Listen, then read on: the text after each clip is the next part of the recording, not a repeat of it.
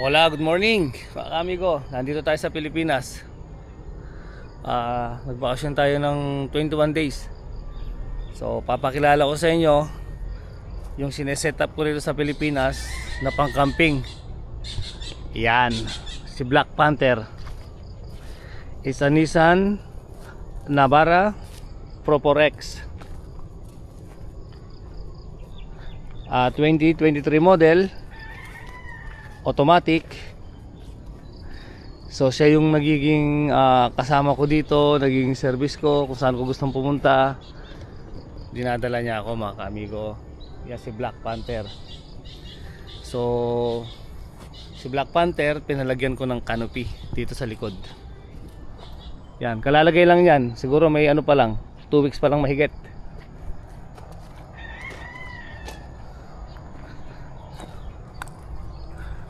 Canopy Stingray yung ano niya, model niya.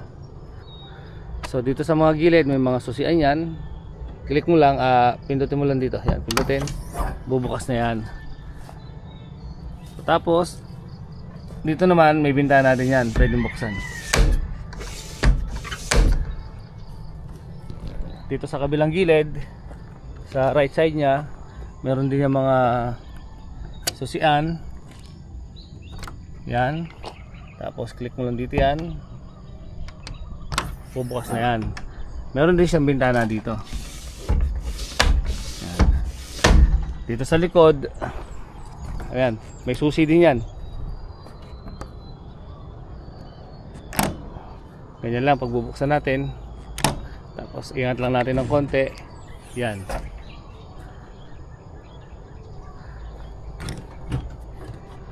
Tapos dito may ilaw. So yung ilaw niya dito, sumisindi lang to pagka naka-on doon sa loob. Siguro bibili tayo sa Barcelona ng ano, yung ilaw na remote control na chargeable. So ganyan siya kaluwag sa likod. So marami ka talaga may kakarga. Saka naisip ko lagyan ng canopy dahil nga lagi tayo magka-camping soon. Pag na-set up na siya sa susunod na bakasyon natin, lagi tayong magka-camping. Kaya canopy ang naisip kong ipalagay para yung mga gamit natin dito sa likod hindi mababasa ng ulan, just in case na nasa kasalukuyan kang papunta sa pagkakampingan mo, biglang umulan, yung mga gamit natin dito hindi mababasa. Yan. At the same time, pwede ka rin sumilong sa loob, di ba? Dahil may bubunga, ayan, safe ka. So ito mga kamigo, ito yung sineset up natin na pang camping dito. Tapos ito yung loob niya. Medyo marumi nga lang dahil di ko pa napapalinis. Yan ang loob niya. Automatic siya. Tapos ito yung dashboard niya. So 360 na yung camera nito. Ito naman sa likod. Tapos yung gulong naman niya, yan, ipapalip natin yan. Kaya lang kasi nanghihinayang naman ako bago pa yung gulong saka yung rim. Pagka medyo luma na yung gulong niya saka yung rim niya, siguro 3 years pa o 4 years pa, ipapalip na natin yan ng 2.5. So aangat siya ng konti, tapos lalapad ng konti yung gulong. Tapos dito sa ibabaw, dito naman sa ibabaw, lalagyan natin to ng lagayan ng mga box, para meron tayong additional na pagka meron tayong gustong ilagay ng mga gamit pa pang camping, pwede rito. Tapos dito naman sa ibabaw, dito sa ibabaw ng canopy, dito sa ibabaw ng canopy lalagyan natin ng rooftop tent yan. So dyan tayo matutulog pagka magka-camping tayo.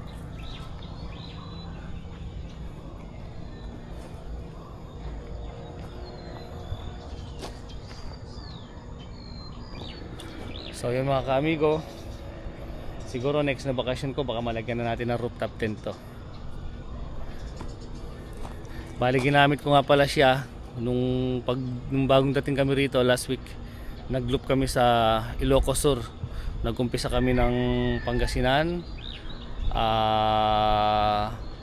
Pangasinan, tapos saan pa ba? Maliko, dumiretso kami ng Isabela, dumiretso kami ng Cagayan Valley, Tugigaraw, tapos umikot kami sa Pagudpod, pababa sa Bigan, Ilocos Sur, tapos pabalik na ng Pangasinan. Halos siguro 2 days kami. So may kapalitan akong driver, yung bayaw ko, tapos kasama ko si Mrs. sa kayong dalawang pamangkin niya. Tapos last week naman, nag-anak ako ng kasal sa Tagaytay. So yan din gamit namin. So ito yung magiging service ko araw-araw dito. Ito yung magbabakasyon ako ng Pilipinas. So syempre mahilig tayo mag-camping, di ba? So sineset up ko ng pang-camping pakunti-konti.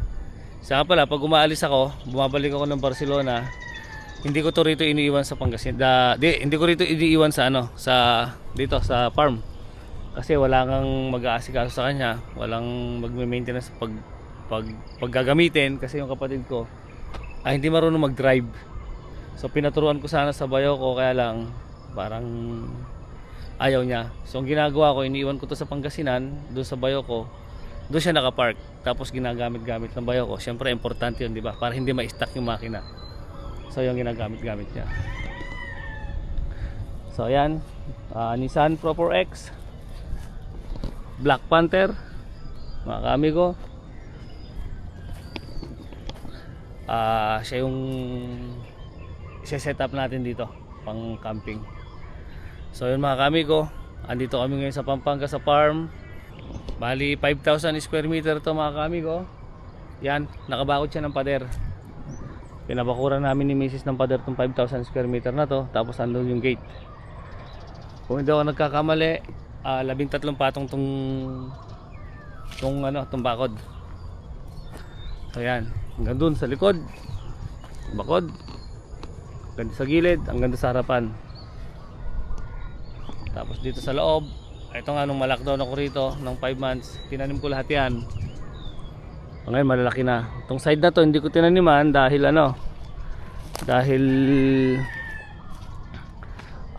siguro pagka mag-i-stay na kami ni Mrs. dito, pwede natin taniman ng mga gulay, kung ano pa man. So may tanim banda rito lang. Lahat yan prutas, at kung ano pa. May lansones, may chico, may aguacate, may avocado, may suha, may durian, may balimbing, may santol, may dwarf na nyog, may kalamansi rin dyan, may guyabano rin dyan. Tapos sa bandang dulo ron, mayroon din tayong tanim ng mga saging. Tapos mayroon din tayong tanim na lansones dito, dalawa. Ayun na, chico, duhat. So yung mga kaamigo, magpiprepare lang kami ng konti, tapos pupunta na kami ng Pangasinan. So yan si Black Panther. Gamit na gamit siya ating magbabakasyon kami ng Pilipinas. Talagang di siya napapahinga.